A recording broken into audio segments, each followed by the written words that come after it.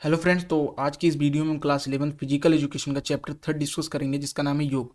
और ये हिंदी माध्यम में रहने वाला है और इजी एक्सप्लेनेशन रहने वाली है। ओके, आपको मैं शॉर्ट्स नोट दूंगा जो आपको इनफ रहेंगे। ठीक है, इसे आप पढ़ लोगे तो आप कंप्लीट मार्क्स गेन कर लोगे। ओके, तो ये जो वीडियो रहने वाली है 2025 और 26 के सिलेबस के अकॉर्डिंग रहने वाली, जो कि सीबीएसई द्वारा रिलीज किया गया है। ओके, तो ये 5 टॉपिक जो है इस वीडियो में केंद्रित रहने वाले हैं। इसी 5 के ऊपर हम चर्चा करेंगे, तो देख लेते हैं एक बार। पहले हम देखेंगे योग का अर्थ और महत्व, फिर अष्टांग योग का परिचय देखेंगे, योगिक क्रिया देखेंगे। योगिक क्रिया क्या है, हमारी बॉडी को प्यूरीफाई करती है। और फोर्थ है प्राणायाम। और फिफ्थ लास्ट टॉपिक है हमारा सक्रिय जीवन शैली और योग के माध्यम से तनाव में प्रबंधन। ओके, तो ये 5 टॉपिक है जो हम इस वीडियो में देखने वाले हैं, और आपको एकदम इजी वे में समझा दूंगा और आपको शॉर्ट नोट दूंगा जो आपको इनफ रहेंगे अच्छे मार्क्स स्कोर करने में। तो फर्स्ट हम देखते हैं योगा का अर्थ और महत्व।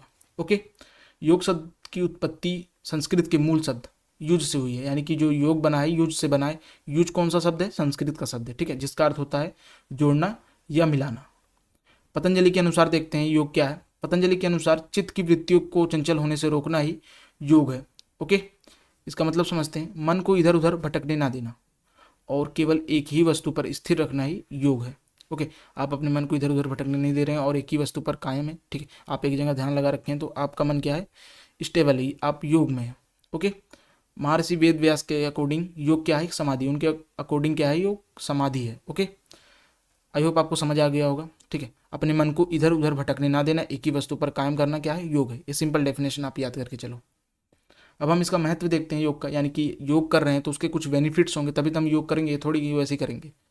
तो इसके बेनिफिट्स बहुत सारे हैं, अनगिनत बेनिफिट्स हैं। फर्स्ट है तनाव में कमी करता है, एकाग्रता में वृद्धि करता है। एकाग्रता मतलब क्या होता है, अपने माइंड को एक जगह कंपाइल करना। ठीक है, एकाग्र करना, फोकस्ड रहना। थर्ड, श्वसन अंगों में शुद्ध करता है, यानी कि जो हमारे फेफड़े हैं, ठीक है, श्वसन प्रणाली है, उसको शुद्ध करता है। शरीर को आराम देता है, शरीर का अच्छा आकार देता है। विभिन्न बीमारियों को दूर करता है, मोटापे को यानी कि फैट को कम करता है। हमारा जो स्वास्थ्य है उसमें सुधार लाता है और मुद्रा को ठीक करता है। मुद्रा मतलब क्या होता है, बैठने का पोस्चर होता है। ओके, बहुत लोग होते हैं जो बैंड होकर बैठते हैं, उनकी कमर देखोगे तो आप एकदम झुकी हुई रहती है। ठीक है, कर्व बना हुआ रहता है। लेकिन आप जब योग करोगे तो आपकी जो कमर है 90 डिग्री रहेगी। ठीक है, और ये लचक को बढ़ाता है। लचक मतलब फ्लेक्सिबिलिटी, आपकी बॉडी में फ्लेक्सिबिलिटी को बढ़ाता है। फ्लेक्सिबिलिटी मतलब क्या होता है, कई लोग होते हैं जो झुक के अपने फीता नहीं बांध सकते अपने जूते का, लेकिन आप जब योग करोगे तो आपकी बॉडी में क्या आएगी, फ्लेक्सिबिलिटी आएगी, जिससे आप कोई भी कार्य झुक सकते हो, आपकी बॉडी में लचक आ जाएगी। ओके, ये है क्या, योग के महत्व। हमने अभी आगे डेफिनेशन और अर्थ समझा उसका। अब हम नेक्स्ट देखते हैं योग। योग 5 एरिया में हमें बेनिफिट देता है। फर्स्ट है शारीरिक, और सेकंड है सामाजिक, थर्ड है मानसिक, और फोर्थ है आध्यात्मिक, और फिफ्थ है भावनात्मक। इन 5 कैटेगरी में योग है हमें जो क्या करता है, बेहतर बनाता है। तो एक एक करके हम सबका बेनिफिट देखते हैं। शारीरिक में योग का महत्व देखते हैं। शारीरिक स्वच्छ बनाता है, हमें रोगों से बचाता है, शरीर को सुंदर बनाता है। ठीक है, अगर आप योग करोगे, यानी कि आप जिम ही कर रहे हो, तो आपकी बॉडी क्या होगी, सुंदर बनेगी, आपके अंदर कट्स उभर कर आएंगे, जो कि आप बिना कपड़े के घूम सकते हैं फिर तो। ठीक है, शरीर को वो सही मुद्रा प्रदान करता है, मांसपेशियों को विकसित करने के लिए महत्वपूर्ण भूमिका निभाता है। हृदय और फेफड़े, यानी कि हमारे हार्ट को और हमारे फेफड़े को, लंग्स को बेहतर बनाता है और उनकी कार्य क्षमता बढ़ती है, और लचक विकसित करता है हमारी बॉडी में। ठीक है, ये शारीरिक रूप से बेनिफिट पहुंचाता है हमें योग। अब हम सामाजिक रूप से देखते हैं इसके बेनिफिट्स। सामाजिक गुणों को विकसित करता है। सामाजिक गुण कौन कौन से होते हैं, जैसे कि आप लोगों के साथ बैठना उठना, व्यवहार में आपको बदलता है आपका। ठीक है, और आप बात करने में सक्षम हो जाते हो। सामाजिक रिश्ते विकसित करने में सहायक होता है ये योग। ओके, थर्ड है मानसिक। मानसिक रूप से देखते हैं, तनाव से हमें मुक्ति प्रदान करता है, तनाव रहित जीवन देता है। ठीक है, यानी कि आपको डिप्रेशन से दूर रखता है। एकाग्रता में बढ़ाने में सहायता होता है। याददाश्त बढ़ती है इससे। ठीक है, याददाश्त यानी कि आपकी मेमोरी बेहतर होती है, और सहन शक्ति यानी कि आपका पेशेंस लेवल भी बेहतर होता है। ठीक है, जब आप योग करोगे तो ये सारी चीज़ें आपको मिलेगी। कहाँ मिलेंगी, मानसिक एरिया में। फोर्थ है भावनात्मक, यानी कि इमोशनली। ये आपको क्या करता है, इमोशनली स्थिर बनाता है, यानी कि स्टेबल बनाता है। कोई भी परिस्थिति आएगी आपके जीवन में, आप उसका सामना कर जाओगे। भावनात्मक परिपक्वता, यानी कि आपको इमोशनली ये मेच्योर बनाता है। विभिन्न भावनात्मक परिस्थितियों से निपटने में को सिखाता है। ठीक है, आपके जीवन में कोई भी परिस्थिति रहेगी, आप उससे निपट सकते हो। ठीक है, आपको एकदम सक्षम बना देगा योग, और अपने इमोशन को कंट्रोल करने में सहायक है ये। और सकारात्मक मानसिकता, अगर आप योग करना स्टार्ट कर दोगे या जिम ही करना स्टार्ट कर दोगे, तो आपका जो इमोशन है, ठीक है, वो पॉजिटिव हो जाएगा, और आपका जो माइंड सेट है वो भी पॉजिटिव हो जाएगा, आपके अंदर पॉजिटिविटी भर जाएगी। लास्ट है आध्यात्मिक। आध्यात्मिक रूप से देखते हैं हम गुड़ के फायदे। आध्यात्मिक गुणों का विकास होता है, ध्यान बढ़ाने में सहायक होता है, ये नैतिक गुणों का विकसित करता है ये। ठीक है, तो ये क्या है, योग के महत्व में डिफरेंट टाइप्स में। ओके, आप आध्यात्मिक में गुण पा सकते हो आप योग के, और शारीरिक में भी पा सकते हो, मानसिक में भी पा सकते हो। ओके, आई होप आपको समझ आ गया होगा। नेक्स्ट टॉपिक है योग तत्व। अष्टांग योग का परिचय देखते हैं हम पहले। योग का मुख्य उद्देश्य है अपने मन पर नियंत्रण। अगर आपसे कोई पूछे योग का मुख्य उद्देश्य क्या है, तो अपने मन पर नियंत्रण, यानी कि अपने मन पर कंट्रोल पाना। ये संभव भी हो सकता है यदि कोई व्यक्ति अष्टांग योग के द्वारा 8 तत्वों का पालन करे जो महर्षि पतंजलि द्वारा सुझावित है, तो क्या कर सकता है, अपने मन पर नियंत्रण पा सकता है। फिर समझिए, नियंत्रण ही क्या है, उद्देश्य है किसका, योग का। और ये संभव भी होता है, कब होता है, जब आप अष्टांग योग का पालन करते हो। ठीक है, 8 तत्व रहते हैं अष्टांग योग में, जिनका आप पालन करते हो, तो आप अपने मन पर नियंत्रण पा लेते हो। और ये 8 तत्व किसके द्वारा सुझावित है, महर्षि पतंजलि। ठीक है, पतंजलि के द्वारा ये सुझावित है।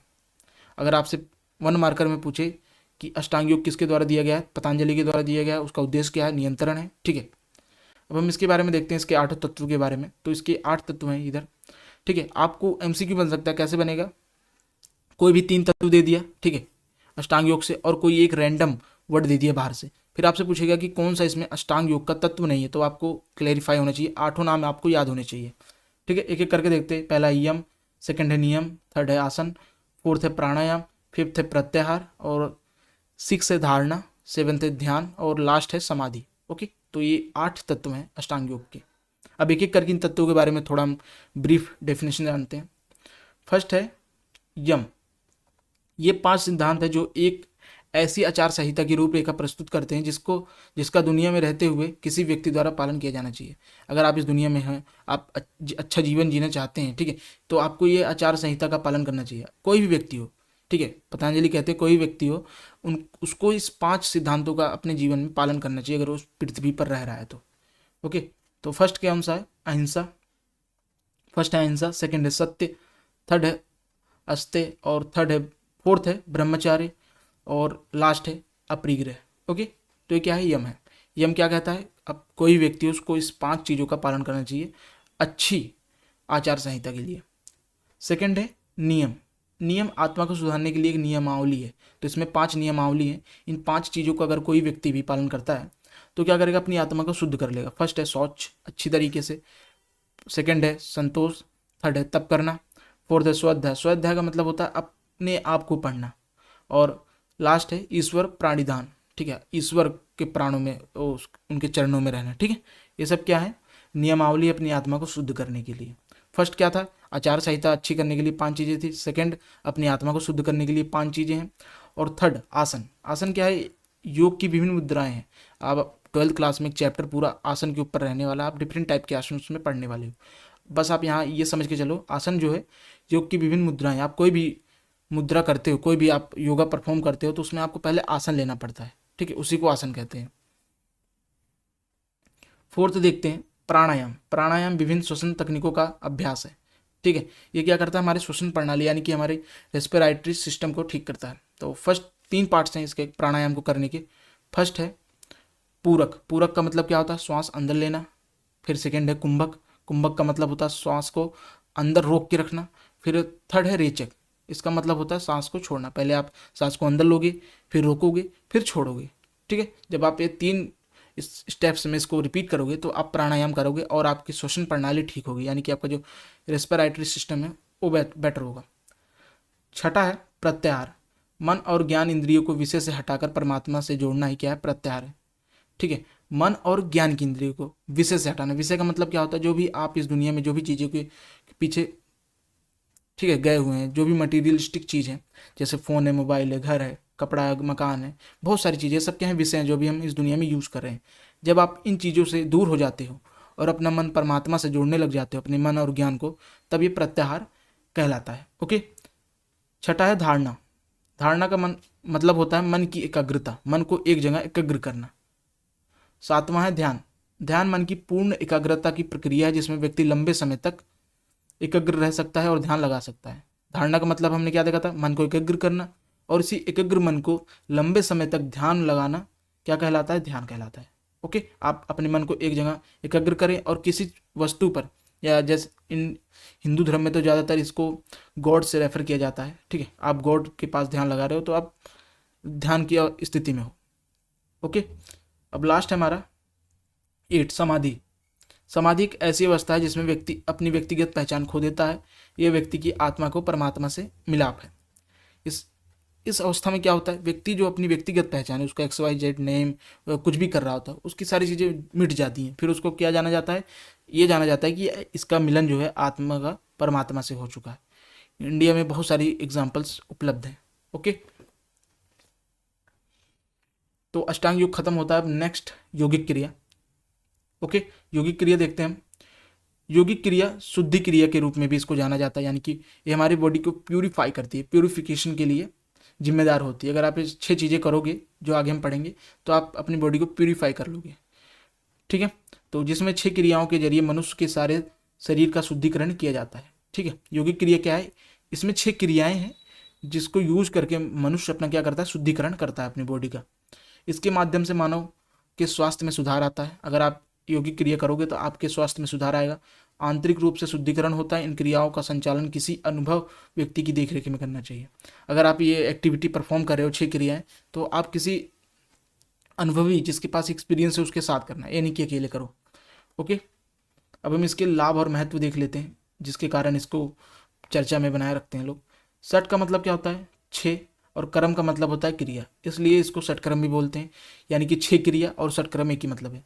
षटक्रम करने से मनुष्य के शरीर की शुद्धि होती है, वह मुख्य अंग सक्रिय हो जाते हैं, यानी कि जो भी इसके ऑर्गन्स है वो एक्टिव हो जाते हैं। शरीर के शुद्धिकरण में लाभकारी होता है। मनुष्य के मस्तिष्क के शुद्धिकरण में सहायक होता है, यानी कि हमारे माइंड को डिटॉक्स करने में भी ये सहायता करता है। विभिन्न अंगों के डिटॉक्सिफिकेशन में मदद करता है, यानी कि हमारे बॉडी में लीवर है, किडनी है, ठीक है, स्टमक है, इंटेस्टाइन है, इन सबको डिटॉक्स करने में ये षटक्रम सहायता करता है। विभिन्न अंगों की कार्य क्षमता में वृद्धि में सहायक होता है और हमारे बॉडी में रक्त संचालन को भी बेहतर करता है। जब आप षटक्रम करोगे तो सारे लाभ आपको प्राप्त होंगे, ठीक है। लाभ पूछे या महत्व पूछे तो आपको ये 6 पॉइंट लिखने हैं। अब हम क्रिया देख लेते हैं। फर्स्ट कौन सी क्रिया है, धोती क्रिया। धोती का मतलब क्या होता है, साड़ी। शहरों में आजकल साड़ी यूज किया जाता है, लेकिन गांव में साड़ी को पहले हम धोती ही बोलते थे, ठीक है। पुराने आज से 50-60 साल पहले धोती बोला जाता था। धोती हम कैसे यूज करते हैं, उसको बड़ी सी धोती रहती है लंबी 3-4 मीटर की, उसको फिर हम अपने मुंह के जरिए अंदर तक डालते हैं, फिर उस धोती को आहिस्ता बाहर निकालते हैं। फिर जो हमारी आहार नली होती है, ओसोफेगस होता है, उसको क्लीन कर दिया जाता है इस धोती के माध्यम से, ठीक है। जो भी बीमारी रहती है, जो भी प्रॉब्लम रहती है, जो भी वेस्ट हमारे आहार नली में रहता है, वो सब बाहर आ जाता है, ठीक है। उसकी सफाई हो जाती है एक तरीके से। जैसे हम अब बड़ी बड़ी गंस की सफाई करते हैं उसकी नली की, वैसे हम इस क्रिया के माध्यम से अपने मुंह की नली की सफाई करते हैं। सेकेंड है त्राटक क्रिया। त्राटक में क्या करते हैं, हम अपनी आँख को शुद्ध करते हैं, ठीक है। शुद्ध कैसे करते हैं एक बार मैं बताता हूँ आपको। आप अपने कमरे में पूरा अंधेरा कर लीजिए और मोमबत्ती को अपने डिस्टेंस पे रखिए, आधे मीटर की, और आपकी आँख के डिस्टेंस के सामने होनी चाहिए मोमबत्ती की रोशनी, और आप उसको आधे घंटे तक रखो। फिर आपके नेत्रों से पानी गिरना स्टार्ट हो जाएगा, जिससे आपकी आँख शुद्ध हो जाएगी, ठीक है। मेडिकल में भी बताया जाता है अगर आपको अपनी आँख शुद्ध रखनी है तो आप अपने आँखों के आंसू से अच्छी चीज़ कोई नहीं हो सकती। अगर आपकी आँख में आंसू आते हैं, जो लोग रोते हैं उनकी आँख जल्दी साफ हो जाती है, ठीक है। कोई भी जो भी बीमारी रहती है, कूड़ा कचड़ा रहता है, वो बाहर आ जाता है, ओके। थर्ड है नेति। नेति क्रिया में क्या करते हैं, हम एक जल का पात्र लेते हैं, यानी कि जल का कोई भी गिलास ले लो, लोटा ले लो, ठीक है। उसको एक नाक से दूसरी नाक से निकालते हैं, यानी कि एक नाक से पानी डालते हैं, हम दूसरी नाक से उस पानी को निकालते हैं, जिससे हमारी जो नाक की नली है वो क्लीन होती है, जिससे हम सांस लेने में अच्छा लगता है, ओके। फोर्थ है बस्ती क्रिया। इसमें हम क्या करते हैं, अपने एनस के माध्यम के रास्ते से एक पाइप डालते हैं जिसमें वाटर रहता है। जब वाटर जाता है बॉडी के अंदर तो हमारी इंटेस्टाइन को क्लीन करता है, जिससे हमें वेस्ट निकालने में दिक्कत नहीं होती, ओके। आप इसके ऊपर इंटरनेट करना, आपको और भी इजली और अच्छे से फुल वीडियो देख लेना अगर आपको ज़्यादा इंटरेस्ट है जानने में तो। और फिफ्थ है कपालभाति क्रिया करना। ये हमारे मस्तिष्क को ट्रेन करती है। और नौली क्रिया हमारे पेट की मालिश करती है, ओके। अब आइए हम इसके एक एक करके इसके फायदे देख लेते हैं और एक क्या कार्य करती है उसको देख लेते हैं। तो फर्स्ट है नेति। तो नेति क्या करती है, हमारे नासिका मार्ग को साफ करती है और शुद्ध करती है। और धोती आहार नली को साफ करती है। नौली हमारे आमाशय अंगों को मालिश करती है और सशक्तिकरण बनाती है उन्हें। और बस्ती क्या है, आंत को धोने और सुदृढ़ बनाने की तकनीक है। कपालभाति मस्तिष्क के अग्रभाग को शुद्धिकरण के लिए श्वसन तकनीक है एक। ओके, और त्राटक गहन ध्यान लगाने की प्रक्रिया है जिससे हमारा मन एकाग्र होता है और हमारे आईज एकदम क्लीन होती है। ओके, तो यह है यौगिक क्रिया।